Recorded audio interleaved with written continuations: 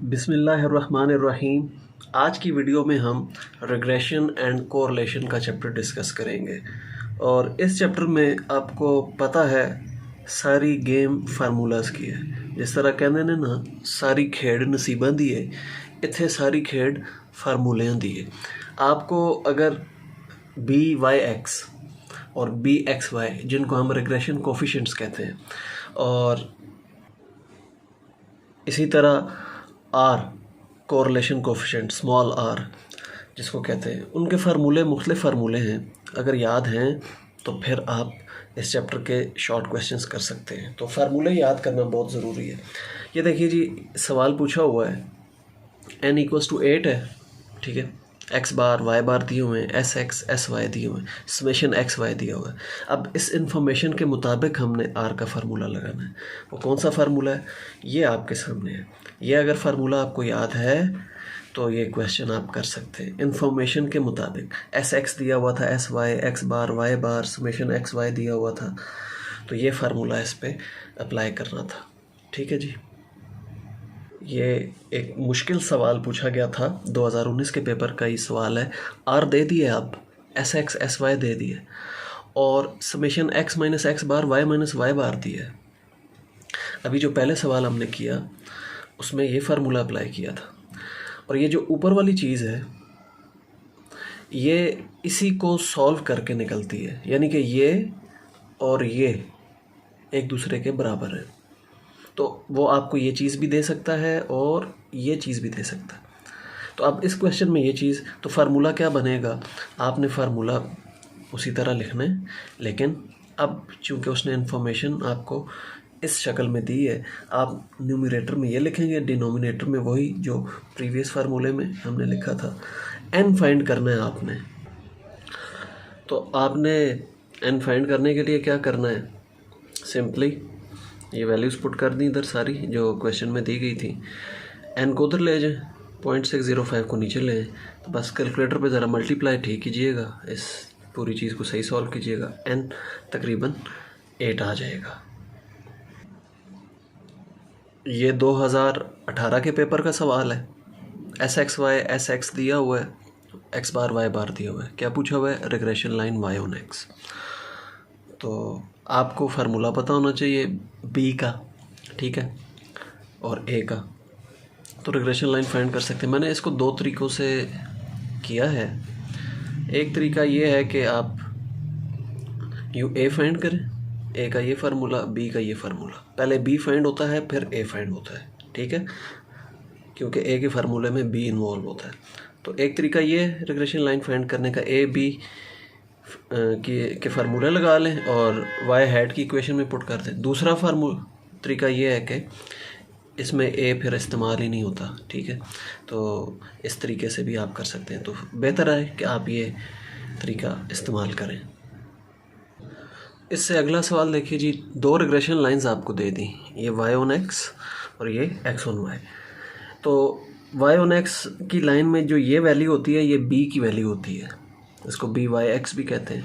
और x on y की equation में ये जो वैल्यू होती है ये डी की वैल्यू होती है, इसको बी एक्स वाई भी कहते हैं या रिग्रेशन कोफिशिएंट्स भी कहते हैं। बी और डी ये रिग्रेशन कोफिशिएंट्स भी कहलाते हैं। तो उसने पूछा कोरिलेशन कोफिशिएंट था, आर का ये फार्मूला आपने पढ़ा हुआ है, ठीक है, बी मल्टीप्लाई बाई डी। तो दोनों रिग्रेशन कोफिशिएंट्स को मल्टीप्लाई करके ये आ गया, ठीक है। 2018 सप्ली का पेपर देखिए जी, ये सवाल पूछा हुआ है, एक्स बार वाई बार दिया हुआ है, ए 4 दिया हुआ है, ठीक है, और बी की वैल्यू पूछ ली गई है। तो ए का फार्मूला आपको पता है, अभी शेयर हुआ है, यहाँ पर वैल्यूज़ पुट करेंगे, बी के लिए सॉल्व करेंगे, बी ये निकल आएगा। नेक्स्ट क्वेश्चन देखिए जी, आपको x bar y bar summation x minus x bar whole square summation x minus x bar y minus y bar ये चीज़ दी हुई है। Determine the estimated regression equation y on x. Regression equation y on x आपसे पूछी हुई है, यानी कि ए और बी की वैल्यूज़ आप फाइंड करेंगे और उसके बाद रिग्रेशन लाइन आ जाएगी। तो आपको बी का अप्रोप्रिएट फार्मूला इंफॉर्मेशन के मुताबिक, ये आपकी बुक में मुख्तलिफ फार्मूले लिखे हुए हैं, देख लीजिएगा, ये फार्मूला बी का और ए का एक ही फार्मूला है, ये वाला, ये अप्लाई करेंगे तो ये क्वेश्चन भी हो जाएगा। तो सारी गेम किस चीज़ की है? फार्मूलों की। अब हम 2017 एनुअल पेपर पे आए हैं। आपको s y x, s y, x bar, y bar, n दिया हुआ है। क्या पूछा हुआ है? Regression coefficients. ठीक है, तो रिग्रेशन कोफिशिएंट्स क्या होते हैं? B y x, b x y, इनको बी और डी भी कहते हैं। तो फार्मूले याद होने चाहिए। इस इंफॉर्मेशन के मुताबिक ये फार्मूले लगेंगे, ये वाला और ये वाला। तो बी वाई एक्स, देखें एक्स बाद में है ना, तो एक्स स्क्वायर नीचे आएगा। यहाँ वाई बाद में है तो यहाँ पर एस वाई स्क्वायर नीचे आएगा। ठीक है, न्यूमरेटर सेम होता है इन फार्मूलों में। बी के आप मुख्तलिफ फार्मूले पढ़े और बी वाई एक्स और बी एक्स वाई के, तो उनमें न्यूमरेटर सेम होता है। ठीक है, आगे जो सवाल पूछा गया है वो है कोरिलेशन कोफिशिएंट आर। आपको दिए क्या हुए हैं? Regression coefficients. रिग्रेशन कोफिशिएंट्स क्या होते हैं? बी और डी, या बी वाई एक्स या बी एक्स वाई। तो ये बी है, ये डी है, ये बी है, ये डी है। तो ये देखें फार्मूला अप्लाई किया। देखें ये दोनों पॉजिटिव होते हैं या दोनों नेगेटिव होते हैं। ये नहीं हो सकता कि बी पॉजिटिव हो और डी नेगेटिव हो, ऐसा नहीं होगा। तो जब दोनों पॉजिटिव होंगे तो आर का फार्मूला यहाँ पर अंडर रूट के बाहर प्लस का साइन होगा। अगर दोनों नेगेटिव होंगे तो यहाँ पर बाहर माइनस का साइन आएगा। तो अंदर दो माइनस मल्टीप्लाई होकर प्लस हो जाएंगे। ये वैल्यूज़ आ गई हैं जी। ये आर प्लस 0.714 और ये वाली आर माइनस 0.726। ये सवाल देखिए जी, 2016 सप्लीमेंट्री पेपर का सवाल है। रिग्रेशन लाइंस पूछी हुई हैं, x on y, y on x. तो जब लाइंस पूछें तो फिर आपको ए भी फाइंड करना होता है। तो बी के तो ये फार्मूले अभी डिस्कस हुए, ए का फार्मूला ये, ठीक है, ए आ गया। ठीक है, ये regression equation y on x आ गई और ये regression equation x on y. याद रखिएगा कि जब एक्स ऑन वाई की इक्वेशन फाइंड कर रहे हो तो x bar minus d y bar या b x y y bar use होता है। और यहाँ पर पहले वाई बार आता है, बाद में एक्स बार आता है। ठीक है, वाई ऑन एक्स वाली इक्वेशन में, और एक्स ऑन वाई वाली में एक्स बार पहले आता है, वाई बार बाद में आता है ए के फार्मूले में। ये जी यहाँ फिर ए की वैल्यू पुट कर दी, यहाँ बी की, यहाँ ए की, यहाँ डी की। इसी पेपर में एक और सवाल देखिए जी, ये ज़रा सिंपल सा सवाल है। ये फार्मूला आप लॉन्ग क्वेश्चंस में यूज़ करते हैं। कोरिलेशन कोफिशिएंट पूछा हुआ है तो ये आसान है। बस यहाँ पर कैलकुलेटर का इस्तेमाल आपको आना चाहिए। कैसे करना है आपने? ये सारी चीज़ एक दफ़ा सॉल्व करके यूँ आंसर लिखें, फिर ये वाली सारी चीज़ सॉल्व करके यूँ आंसर लिखें, और ऊपर वाली सारी चीज़ एक ही दफ़ा कैलकुलेटर पे ब्रैकेट्स का इस्तेमाल करते हुए सॉल्व करेंगे तो ये आंसर लिखेंगे। ठीक है, और उसके बाद फिर इस स्टेप के बाद ये सारी इकट्ठी चीज़ आप सॉल्व करें तो ये आंसर आ जाएगा।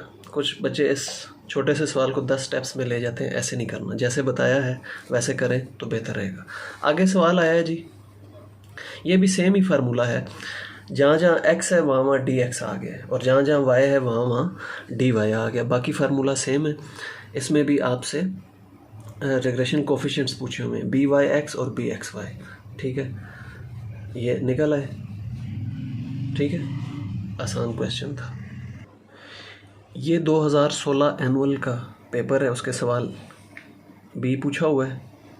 ये सारी इन्फॉर्मेशन दी हुई है। ए वाला फार्मूला लगेगा, a is equal to y bar minus b x bar. ठीक है जी, ये समझाने की ज़रूरत नहीं है, इसको भी आप देख लें। सेम रिपीट हुआ है सवाल, इस फार्मूले से बहुत सारे हमने किए। ठीक हो गया। Summation x equals to 0, summation y is equal to this, n is equal to 10. Find the value of y intercept a. तो a को y intercept भी कहा जाता है। ठीक है, तो इसकी वैल्यू पूछी गई है, a का ये फार्मूला है। अब समेशन y दिया हुआ है, समेशन y को n पे डिवाइड करें तो y बार आ जाएगा, और समेशन x 0 है तो x बार 0 ही रहेगा। ये मैंने इसको सॉल्व किया है, इसको आप देख सकते हैं। तो अब सवाल रिपीट होना शुरू हो गए हैं। ये 2015 का एनुअल पेपर है। अगेन ए पूछा हुआ है आपसे, ये आप कर सकते हैं। फिर यहाँ पर आर पूछा हुआ है। देखें यहाँ दोनों नेगेटिव वैल्यूज़ दी हुई थी, b y x b x y की, तो आर भी नेगेटिव आएगा। फिर आगे यहाँ पर कहा गया determine the value of b. अब इस सवाल में चूँकि एन नहीं दिया हुआ तो बी फिर नहीं निकल सकता। ठीक है, B cannot be determined because n number of pairs is not given। ये 2014 का एनुअल पेपर है, सवाल रिपीट हो रहे हैं, मैं जस्ट आपको दिखा देता हूँ।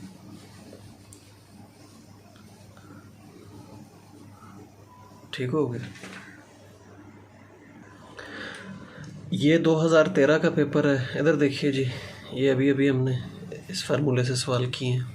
ठीक है, ये कोरिलेशन कोफिशिएंट अगेन रिपीट हुआ है सवाल, इस फार्मूले से भी एक सवाल डिस्कस हुआ है। ये 2012 का पेपर है, इसमें ये इंटरेस्टिंग सवाल था, r+1 हो, r-1 हो, r0 हो, -9.98 हो, 0.2 हो, 2 हो, तो फिर इसकी इंटरप्रिटेशन कैसे करेंगे। आपको ये बात पता होना चाहिए, कोरिलेशन कोफिशिएंट r-1 और 1 के दरमियान एक्सक्यूज़ मी, -1 और 1 के दरमियान रहता है, तो इसकी इंटरप्रिटेशन मुख्तलिफ वैल्यूज़ के लिए क्या हो सकती है। +1 हो तो x और y में परफेक्ट पॉजिटिव कोरिलेशन है, -1 हो परफेक्ट नेगेटिव कोरिलेशन है, r0 हो तो x और y में जो दो वेरिएबल्स हैं नो कोरिलेशन है, -0.98 का मतलब है स्ट्रॉन्ग पॉजिटिव कोरिलेशन है। ओ सॉरी, ये उल्टा लिख दिया, -0.98 में स्ट्रॉन्ग इधर नेगेटिव आएगा। ठीक है, स्ट्रॉन्ग नेगेटिव कोरिलेशन है। r इज इक्वल टू -0.2 में वीक पॉजिटिव कोरिलेशन है। ज़ीरो के करीब करीब वैल्यू हो r की तो वो वीक कोरिलेशन होती है। ठीक है, अगर -0.2 होता तो वीक नेगेटिव कोरिलेशन होती, और r इज इक्वल टू 2 हो नहीं सकता, तो ये इनवैलिड रिजल्ट है। ये अच्छा सवाल है, आपसे SY पूछा हुआ है, R दे दिया है, SXY दे दिया है, SX दे दिया, तो R का वो फार्मूला जिसमें ये सारी क्वांटिटीज़ इस्तेमाल होती हैं वो ये वाला है, R is equal to SXY divided by SX/SY। तो आपसे SY पूछा हुआ है, आप सारी वैल्यूज़ पुट करें, SY को इधर क्रॉस मल्टीप्लाई कर दें, ये जो 0.8 है इसको नीचे ले आएँ तो SY निकल आएगा। ठीक है, ये लॉन्ग क्वेश्चंस की तर्ज का एक क्वेश्चन है, x की 3 वैल्यूज़ y की 3 वैल्यूज़ दी हुई हैं, तो आपने xy x² y² के कॉलम्स बना के r का ये वाला फार्मूला जो लॉन्ग क्वेश्चंस करने के लिए आप यूज़ करते हैं, तो ये इस्तेमाल करते हुए r की वैल्यू फाइंड कर लेंगे। ये 2011 के पेपर का सवाल है, अगेन फार्मूला रिपीट हुआ है, आपसे BYX BXY और r पूछा गया था। ये 2010 के पेपर का सवाल है, अच्छा सवाल है, इसमें आपको 2 लाइंस दी हुई हैं, x on y, y on x, आपने पहले इन लाइंस को एडजस्ट करना है। देखें, जब x ऑन y वाली लाइन होती है उसके साथ कोई नंबर नहीं होता, कोफिशिएंट नहीं होता, तो आपने दोनों साइड पे 10 से डिवाइड कर देना है और यहाँ पे दोनों साइड पे 100 से डिवाइड कर देना है, फिर ये रिग्रेशन लाइंस की फॉर्म में आ जाएंगी। x ऑन y इसको बना दिया, y ऑन x इसको बना दिया, उसने यहाँ मेंशन नहीं किया हुआ कौन सी x ऑन y है, कौन सी y ऑन x है, तो हमने इसको x ऑन y बना दिया, इसको y ऑन x, और फिर कोरिलेशन कोफिशिएंट फाइंड करना था। तो ये देखें, 10 से डिवाइड करके ये चीज़ आपके साथ आपके पास आ जाती है, और 100 से डिवाइड करने के बाद ये फॉर्म आ जाती है। तो y के साथ जो चीज़ होती है वो BXY कहलाती है, या D कहते हैं इसको, और x के साथ जो कोफिशिएंट होता है उसको BYX कहते हैं, या सिर्फ B कहते हैं। तो ये B की वैल्यू होगी 2, D की वैल्यू होगी 0.5, दोनों को मल्टीप्लाई कर देंगे और ऊपर अंडर रूट ले लेंगे तो R आ जाएगा। तो ये थे जनाब रिग्रेशन कोरिलेशन के क्वेश्चंस, बड़े इंपॉर्टेंट क्वेश्चंस होते हैं, आपको फार्मूले याद करने पड़ेंगे तब ये चैप्टर अच्छा तैयार होगा। अगली वीडियो का इंतज़ार कीजिए, तब तक के लिए अल्लाह हाफिज़।